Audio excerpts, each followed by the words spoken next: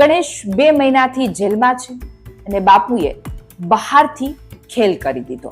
તો મિત્રો ગણેશભાઈ ગોંડલ 2 મહિનેથી જેલમાં છે ને મિત્રો બાપુએ ભાઈ બહારથી જ કામ કરી નાખ્યું. કયા બાપુ છે અને મિત્રો આ બેને ખુલાસો કર્યો છે.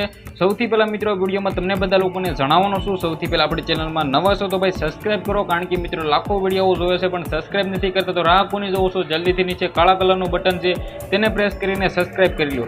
જે આ મિત્રો વાત કરી તો એક બેનનો વિડીયો સોશિયલ મીડિયામાં વાયરલ થયો છે, જેમાં મિત્રો વાત કરી તો ગણેશભાઈ ગોંડલ 2 મહિનાથી જેલમાં છે, પરંતુ મિત્રો વાત કરી તો બહારથી જ બાપુએ ખેલ કરી નાખ્યા છે. બાપુ વિશે વાત કરી તો ધૈર્યરાજભાઈ જાડેજાએ બહારથી જ મિત્રો રાજુભાઈ સોલંકીને જેલમાં નાખ્યો છે. આવું કહેવું મિત્રો આ બેનનું છે.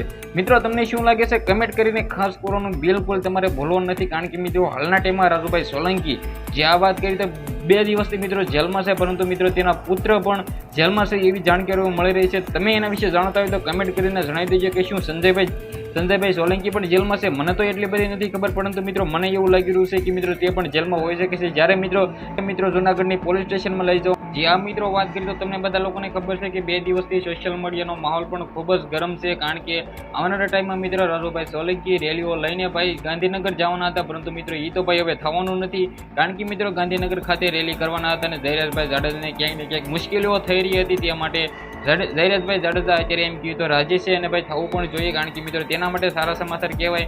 જે રીતે ભાઈ રાજુભાઈ સોલંકી ત્યારે બહાર હતા ત્યારે ભાઈ હક ખાતા નતા અને રાજુભાઈ સોલંકી ખુલ્લેઆમ મિત્રો જે ધૈર્યરાજભાઈ જાડેજાને ટાર્ગેટ કરીને ન બોલવાનું પણ બોલતા હતા. તો મિત્રો સૌથી પહેલા તમે કોને સપોર્ટ કરો છો કમેન્ટ કરવાનું ખાસ ભૂલવાનું નથી, કારણ કે જ્યારે ક્યાંક ને ક્યાંક રાજુભાઈ સોલંકીની હાલત બગડી છે એવા પણ મિત્રો આપણે કહીએ તો પણ ખોટું નથી. આપણી ચેનલમાં તમે આવા નવા વિડીયો જોવા માંગતા હોય તો સબસ્ક્રાઇબ કરી નાખજો, કારણ કે મિત્રો ઘણા બધા ઓલરેડી આપણે વિડીયો પણ લાવવાના છે. આજના વિડીયોમાંથી આટલી જ માહિતી. આપણે એક નવો વિડીયો મળી જશે. બધા લોકોને જય હિન્દ જય